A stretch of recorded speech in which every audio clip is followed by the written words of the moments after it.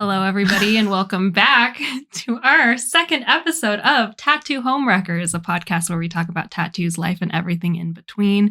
My name is Callista, and this is... Sorry, I had the giggle. Are you nervous? Why are you laughing already? Why are you laughing? Hi, I'm Gaia. Welcome back. Holy shit. Literally crying. If you're only listening to this, I'm really sorry. That was not a professional introduction at all. That's okay.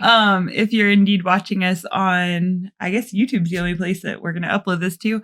Yeah, enjoy that because I just started the intro with me laughing because you can see my knee. Well, I'll for sure put it on TikTok and Instagram too. We have to. We have to. We were just talking beforehand. For whatever reason, when we get in front of the camera and get all set up, dude, I get sweaty pits. We get I don't know, an insane. Our bodies start reacting to how we're gonna record, which is weird, you know. Yeah, I feel like I have got bubble guts just because I'm I have butterflies because I'm skited, scared and excited. Thanks for that word, Glennon. Thank you, Glennon. Shout out.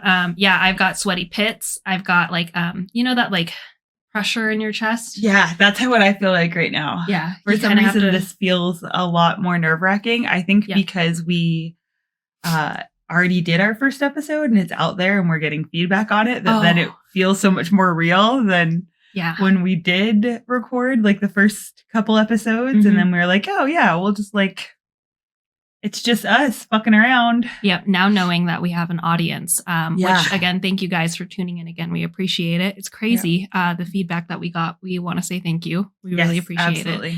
Yeah. Tons of positive feedback.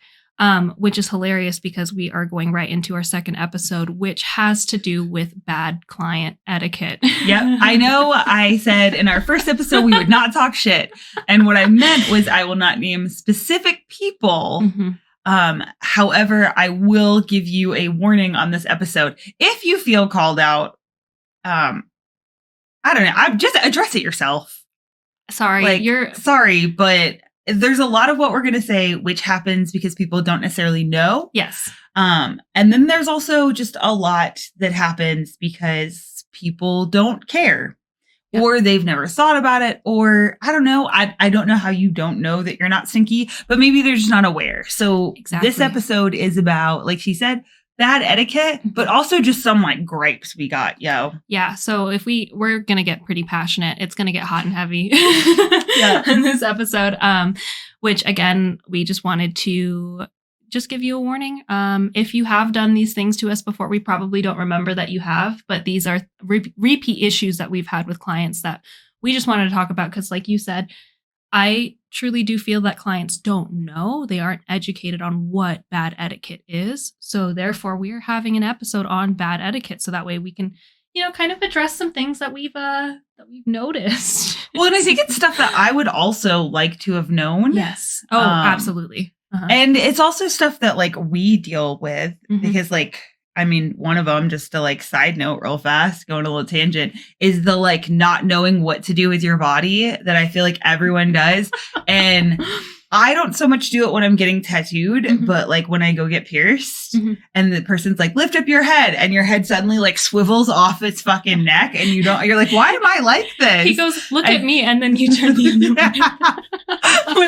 when they told me to look up and I was like, I don't know what this means. And my head had no idea. And so it's stuff like that I feel like some of it's just dude, we're all in the same boat. You don't have to apologize 17 million times. Nerves, we get it. Yeah. It's a nerve-wracking thing. There is a certain adrenaline rush that happens before you get tattooed. Same thing with before you get pierced. I call it tattoo brain. You know, you get tattoo brain before, during, and after the tattoo. Yeah. So certain things, again, people are just nervous. We get that. But there are certain things where it's okay, we're drawing some lines here. Yep. We are going to draw some lines. All right. So what's your number one pet peeve currently? Because it changes with the season. It does currently. So when we first originally talked about doing this episode, my biggest one was DMing me at odd hours of the day. And now it's gotten to the point where I've just had to set that boundary of no DMs on my Instagram bio. It's gotten so bad to where now I just don't accept DMs in my Instagram because I can't tell you how jarring it is getting ready. I'll just paint a picture for you. Got up early that morning. I worked out, went to work, immediately got thrown into, okay, so it's time to draw. Solid couple hours of drawing. Immediately tattoo from noon. And then sometimes I'll tattoo up until 7. So it's a long day. Go from tattoo to tattoo. Get home. I'm trying my best to decompress for the next day. Oh, sorry. I just had to remind me to stop snapping into the microphone. Sorry for people who are listening. We had to edit that out of the last one. Dude, I don't know what it is. She likes to tap. Girl. I'm just punching the mic and snap. My bad. Okay. I'll be aware of my hands now. So, so I get home trying my best to decompress after a long day of work. And, I'm on Instagram and I've already eaten dinner. I've completed my nighttime routine, took a shower. I'm in bed on Instagram just to shut my brain off and just like scroll. And then I get a DM at fucking 10:50 at night.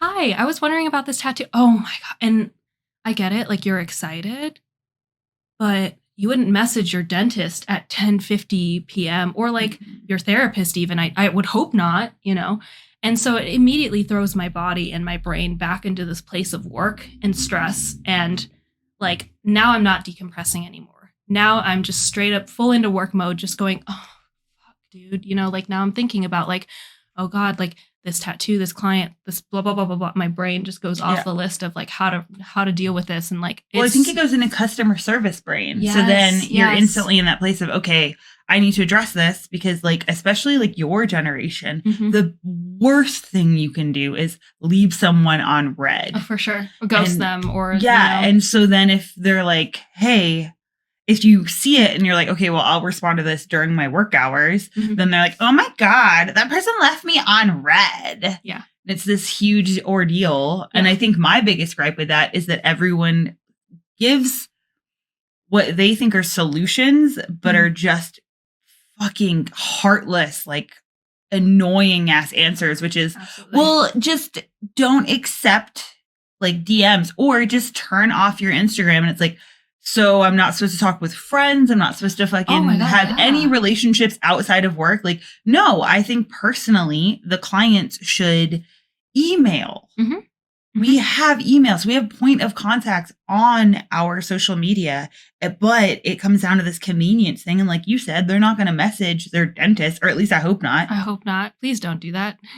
And I think that it's hard because it's like, yeah, you want to talk to them about their tattoos, but I want to do it when I'm working and not when I am off. Absolutely. Absolutely. Yeah. It's that one thing of just like, again, we have talked to other tattoo artists about it. And what I found interesting too is that like male tattoo artists don't have to deal with this. Oh no. Nearly as frequently as we do. I feel like it's like a significant issue for us.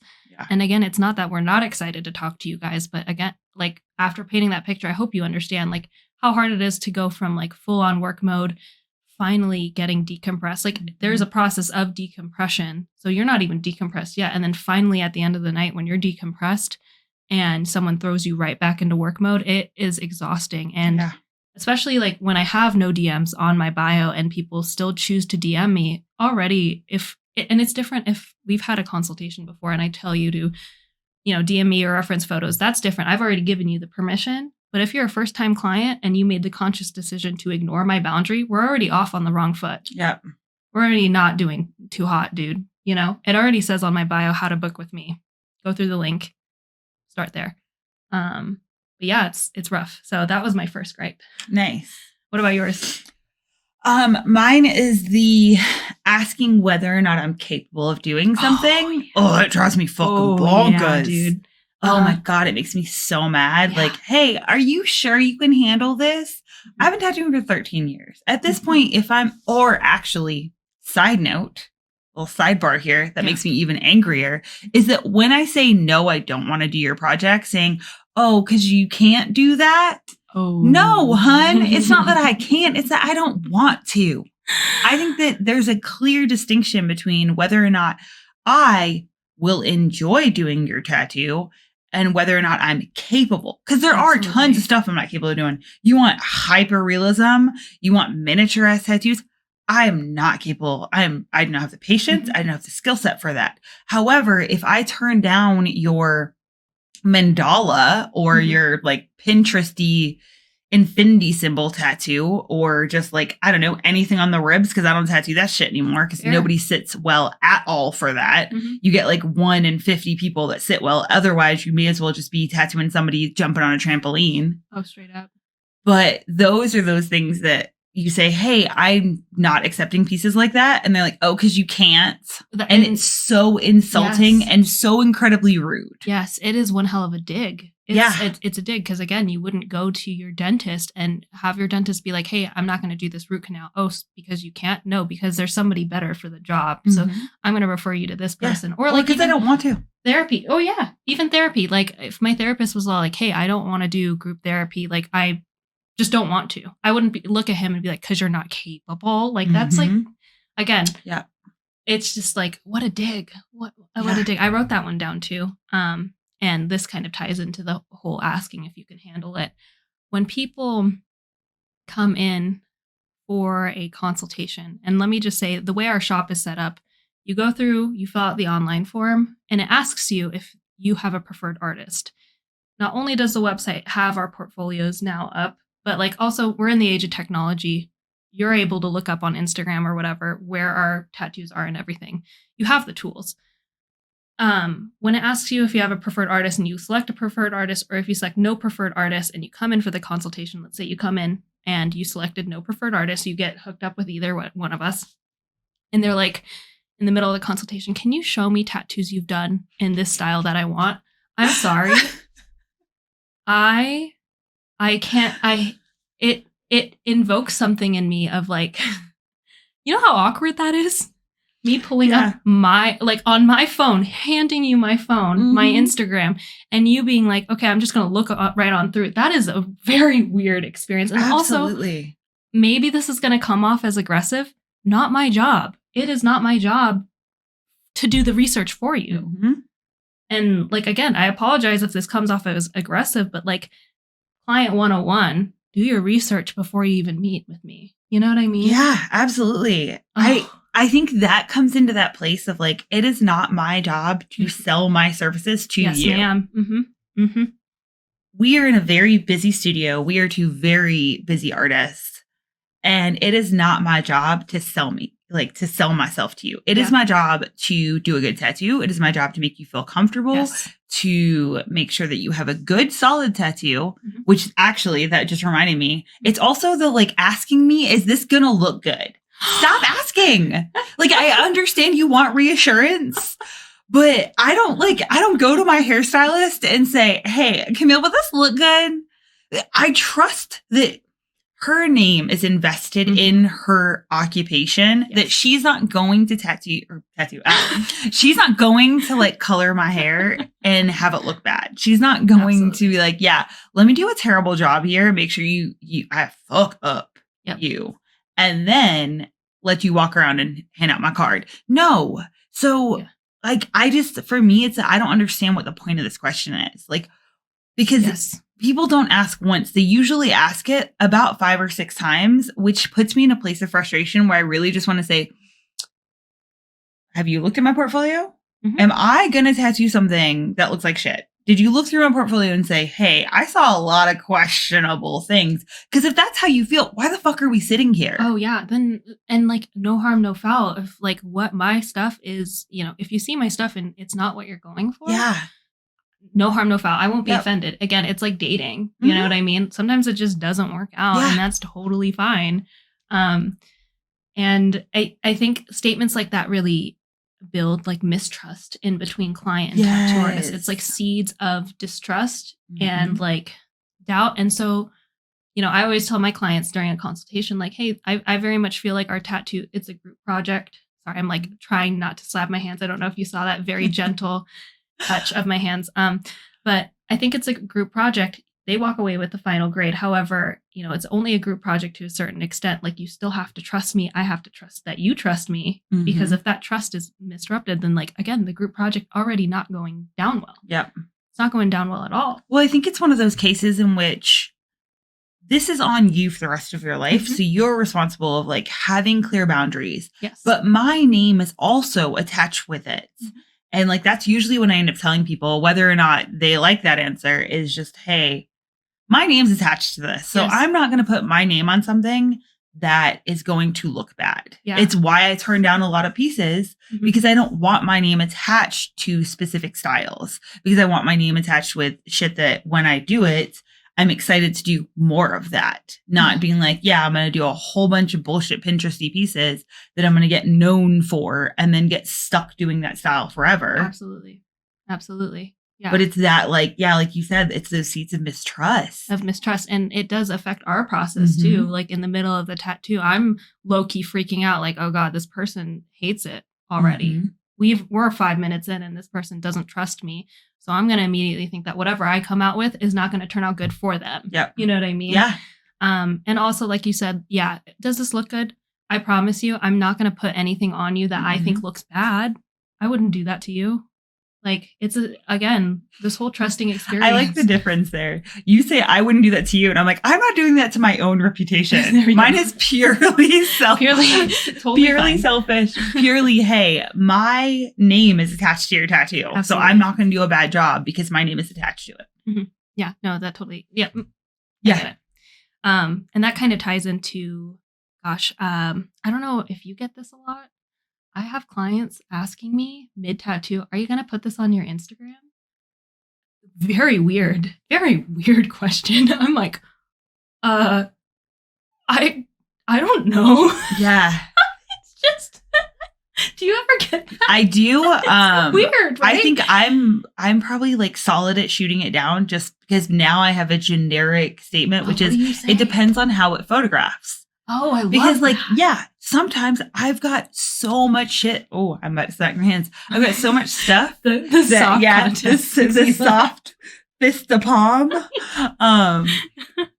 that I love. But because of the style I do, whether I do a lot of wrapping around, now it's a little bit different because you're able to take videos of it. Whereas, like, when I first started tattooing, like, we were still on film. So, like, crazy. Yeah, you were taking pictures. Way before electricity happened. Yeah, it's way before electricity. Yeah, we were just tattooing with hopes and dreams at that point. We weren't actually tattooing with dinosaur bones. Yeah, with dinosaur bones, some ash from the fire, from the cave fires. But yeah, you never knew how a photograph was going to turn out of a tattoo. So now I'm just like, it depends on the on the tattoo. And then also, just the longer I tattoo, the more savage I'm becoming. I love that. So I'll just go like, no, this isn't really a style that I want to promote that I do. It's not a style I want to advertise. Yeah. But like, I guess I'm too shy to say that. A lot of the times I'm like, on basis, okay, this is going to sound so petty. I can't believe I'm saying this on the podcast. On basis, if you ask me if I'm going to post on Instagram, does not matter how well the tattoo is going to turn out. I'm probably not going to post it. So I like to think of it like, it's like that person you'll sleep with that you don't ever want to take out in public. Stop. Yeah. So like I love me some like BS small little tattoos. Absolutely. But I'm not about to like put it out in the world. So it's like that like ugly chick that you're banging that you're like, hey. We have some solid sex. Yeah, we've got really good sex. Yeah. But if I let my friends know that we're fucking, they're going to ruin this. And like, I've been that chick before, you know? So like, that's like, hey, on like the DL, like we can hook up, but like nobody can know. Right. Respect and the I boundary. feel like that's what those tattoos are for me. So I like to just tell my clients that like, hey, I did this for you. It's our dirty little secret, but like, let's not tell people. I have a few pieces like that. I have a few clients who get certain pieces that I'm like, down low, dude. Like, don't tell people I do this stuff.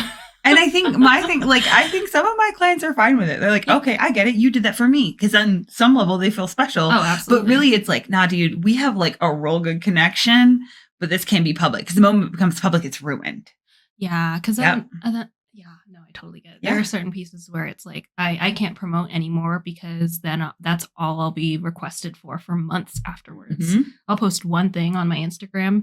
And for months afterwards, it's like, oh, let's do this. Let's do that. And I love the support and I love that you guys love the stuff that like I do. But like, if it's not the style I'm like trying to aim my career towards at the moment, because that's also changes, then Yeah, it's your dirty little secret. That is so funny. You gotta keep it undercover. Yeah, that whole Instagram thing. I think it only bothers me because I'm like, okay, this is a very personal thing, you know, like my Instagram is very like, no, I want to be able to, it's personal to me, you know, it's very personal. And so I'm kind of like guarding it. I'm holding it close to my chest. And so when people are like, are you going to do this? I'm like, kind of weird. You know, it's like asking again, same vibes as like first date. Are you going to post me? Whoa, dude. Dude. Weird. Kind of a weird question. Absolutely. Yeah. Next thing I have on the list. When I say something is not going to work out in your tattoo and you try to convince me that will. Oh, yeah. I once again, complete savage at this point. Good for you. I just tell people no. I'm like, no, that's going to look bad. And they're like, why? I'm like, because it's going to look bad. Mm-hmm. And at that point, I just get more like if they keep pushing it, I'm like, I don't feel like I'm the correct tattoo artist for you. Mm-hmm. So if you would like to find another tattoo artist, you can gladly find another tattoo artist that will do this. However, I will not. So like I have hardcore boundaries. So I just shut that shit down. Yeah. I don't get it so much often anymore because like I stopped taking cover-ups for the most part. Mm-hmm. But I think like one of the last cover-up consults I did, I was like, hey, this isn't going to work out. Because, you know, she had this big old like dark, it was like a flower or something that she wanted covered up with, you know, the fine line, black and gray flowers. Mm-hmm. That'll never work. Thank you. Right? Thank you. I was like, bro, that won't work. I'm like, no, we're going to have to do color, you know, if you want to get it covered up. Because if I just blast this, that's a blast over and I don't do blast overs, you know? Nope. Someone else can keep that style. If you want to do blast overs, please take her. You know what I mean? Yep. Like that's totally fine. But as for myself, I just don't do blast overs, which for those who are wondering what the difference between a blast over and a cover up is, what would you say? Like, how would you word it? A cover-up is like putting blackout curtains on your windows because you don't want to see the sun. And a blast over is like putting lace curtains. Nice. So if you've got like an ugly view on the other side of that window, your lace curtains are only going to slightly decorate it. However, your blackout curtains are going to prevent you from ever having to see that nasty view. Oh my God. That was such a great way to describe it. See, that's why I asked. Thanks, I'm a genius. Like, genius certified. Guy is a genius. No, that was really good. That was a really good description. I think I just speak in analogies a lot for clients. Honestly, love it. That's what they need, though. Analogies are great. I love analogies. What about you, Annie? Okay, so I think I just want to like add in some things that you can do to be a better client because I feel like that's going to be the question that we get after this episode. Mm-hmm. Shower. I don't know why I have to tell grown ass people because here's the deal: we only tattoo people that are adults. Mm-hmm. So it's people that are over the age of 18. Take a shower. Yep. Come in clean. Mm-hmm. Feed your fucking self. Oh, please. Yeah. Look. Do not come in on an empty stomach. You are nervous. You are surging with adrenaline. That is totally normal. But if you do not feed yourself, the likelihood of passing out is a great deal higher. Mm-hmm. And all my clients have heard this joke because I've been making this joke for years. Though my husband would disagree, I am not a pretty face to wake up to. So you do not want to pass out on me because you won't come to and I'll be caring. I won't be your fucking mom when you're 7 and you're scared. I will absolutely just be scowling at you saying, so what did you eat? Mm-hmm. Nothing? Okay. Or, you know, like I had a client forever ago who passed out. This dude had face tattoos heavily covered. Mm-hmm. I was doing a small little like cover up on an older piece, about a 15-minute tattoo. He passed out 7 to like 10 minutes in because it's usually in that range where you pass out. Yep. I asked him, so what'd you eat? And he said, a bag of chips and some bonbons. So what the fuck? First off, what the fuck? How are you still alive? The human body is amazing that you can just eat just that. You're a full-grown person. What a champion. You're a full-grown adult who pays taxes. You go to work every day. You pay bills. Eat a real fucking meal, for the love of God. You want to be a really, really fucking good client? Lotion your skin. Be really well hydrated. The healthier your skin is, the faster we can work, the better we can like tattoo you. Same things if you're painting a wall. You want a smooth wall versus a textured wall. And if you're dehydrated, then it is like painting over brick. It is terrible. However, if you start moisturizing a couple days out, usually about a week out, moisturize a couple times a day, then you're going to end up with this beautiful, silky, smooth surface that allows us to work faster, and we get paid by the amount of time that we work. So it literally saves you money. Yeah, it does. But yeah, take a shower, eat, moisturize your skin, and just come in with like a little bit of trust. Oh, and Jesus, I almost forgot my biggest gripe. Oh, yeah. Put your fucking hair up. Oh, yeah. Hair is a just harbor of bacteria. It is disgusting. Put it up. I don't want to deal with like hair falling all over my nice clean surface, and wear clothes that we can access the area. Because the amount of like, this is mostly targeted towards women, or actually more accurately, sorry, let's not gender people that wear skinny jeans. You're wearing skinny jeans or leggings when I'm tattooing your thigh and you're not wearing underwear underneath. You knew you were getting your thigh tattooed. Dude, I got so close to fucking slapping my hands right into the microphone. Yes. Oh my God. Yes. That is so, it's so funny. It's so, because it's like, bro, how did you think this was going to work? Yeah. How did you think I was going to tattoo you? When I'm tattooing like center back and they have this crazy ass fucking sports bra on, and I'm like, did you bring anything else? No. Like, okay. so you just want to sit here topless? You're not the only person in the building. No. Like, even if you're fine with showing off your tits, not everyone wants to fucking see them. Absolutely. I've seen so many bodies at this point, and let me tell you, I don't want to see 90% of bodies. Oh, yeah. They're jarring. I didn't fucking ask to like walk to the back and there's just some titties out. It's a consent thing, you know? It works. Yeah. It works two ways. If there is someone with a penis and he just whips they, I don't know. Yeah. They whip their penis out. Bro, I didn't ask to see that. It's the same thing with boobs. Sorry. Like, I can't tell you how many consultations I've had where I'm doing a tattoo on like their shoulder and then That's your alarm. That's my 10 o'clock alarm. I love that I put my phone on silent and it still went off. That is so funny. Sorry, guys. So consultation for something on their shoulder or something, or on their arm. They take off their whole shirt, titties out. Bro. Whoa, dude. That was my introduction to tattooing. I got flashed. Dude. Like one of our first clients when we first opened my first shop, just flashed titties out. And it was the perfect introduction to tattoo, like to the tattoo industry, because she was just rough. That's the nicest way I could put it. It was rough. I did not, like, National Geographic would have not photographed that. It was bad. I did not ask to see that at 19 years old. Yes. Standing in front of a glass window. Absolutely. So just be conscious of your body and what we're tattooing and all of that stuff. I get it. If you don't know what to wear, you can always ask. Yeah. Ask the front, call the front desk or just ask, or, like bring options. I have email us. Bring options. I have tons of clients who are like, hey, I brought this pair of shorts and I also brought bikini bottoms. I love those people. Yeah. They're like, I didn't know which one you would prefer, whatever works. Like, I don't know which one works better. And I love an options person. Yeah. Love it. Yeah. I also love clients who bring snacks.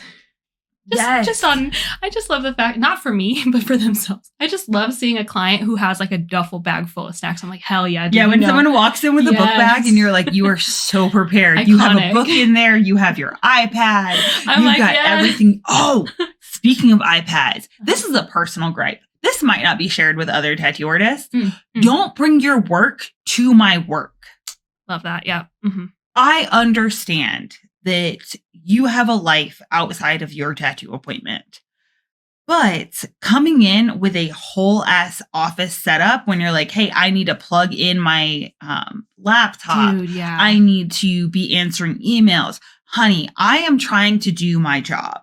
So that is the same as me going into a doctor's appointment and then be like, hey, I'm going to go ahead and bring a client in here and start tattooing. No, I need you to sit still. And when you're replying to emails, you're flopping everywhere like a crazy person. So why don't we just take this appointment time to be your tattoo time? I'm not saying you need to talk to me.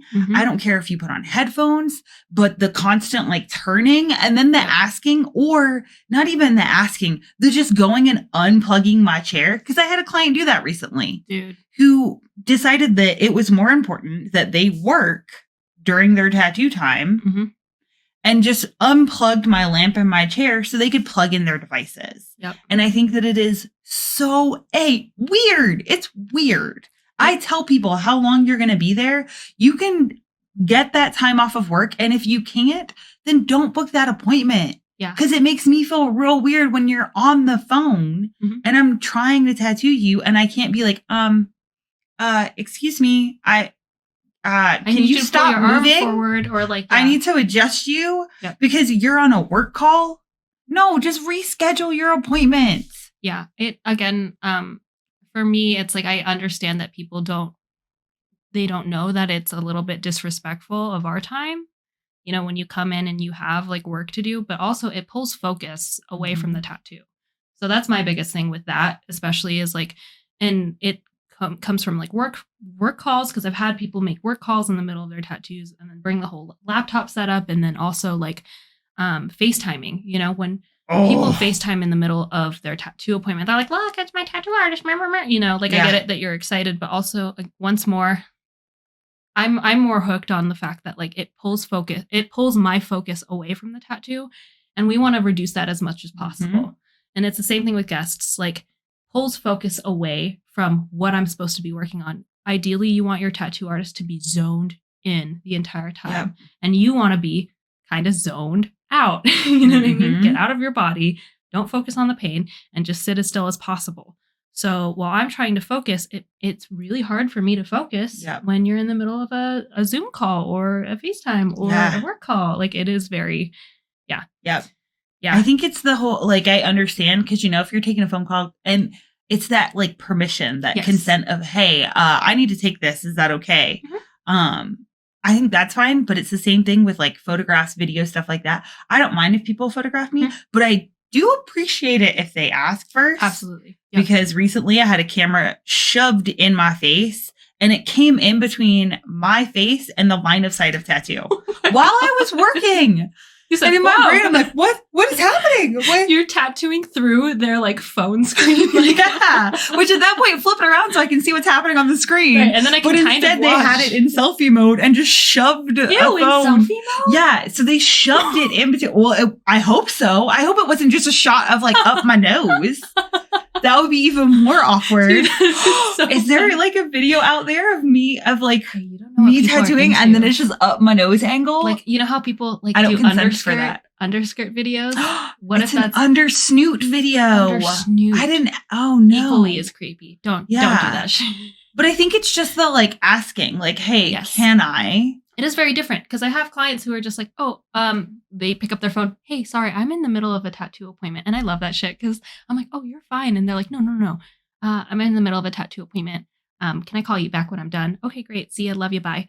Hangs up. Love that. You know? Yeah. Very, very iconic. And I'm like, oh, do you need to get that? Like, I'm giving you permission. When I hear someone's phone buzzing, do you want to get that? That's totally fine. We can take a break. Easy peasy. But speaking of phones making noises, this was an emergency gripe right here. Yes.